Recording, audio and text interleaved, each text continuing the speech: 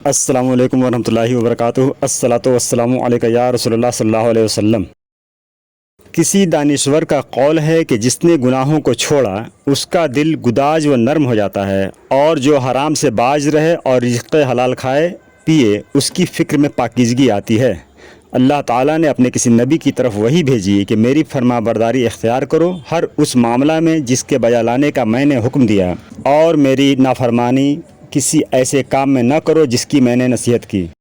محترم حضرات، جب دل میں نرمی اور گداز پیدا ہو جاتا ہے تو بندہ اپنی آنکھوں سے حق دیکھتا، کانوں سے حق سنتا اور دل و دماغ سے حق کو سمجھتا ہے۔ حق کی اطاعت و تعمیل میں ہمیشہ گامزن اور طاعت و بندگی کی طرف مسلسل متوجہ رہتا ہے، اور جب یہ دولت ہاتھ سے نکل جاتی ہے تو آدمی حق کے دیکھنے، سننے اور سمجھنے کی صلاحیت سے محروم ہو جاتا ہے۔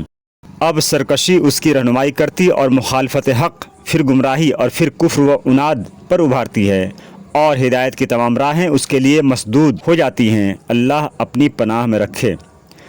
حدیث شریف میں ہے کہ حضور صلی اللہ تعالیٰ علیہ وسلم نے ارشاد فرمایا، جب بندہ کوئی گناہ کرتا ہے اس کے دل میں ایک نقطہ سیاہ پیدا ہوتا ہے، جب اس گناہ سے باز آ جاتا ہے اور توبہ و استغفار کرتا ہے تو دل صاف ہو جاتا ہے، اور اگر پھر گناہ کرتا ہے تو وہ نقطہ بڑھتا ہے یہاں تک کہ تمام قلب سیاہ ہو جاتا ہے۔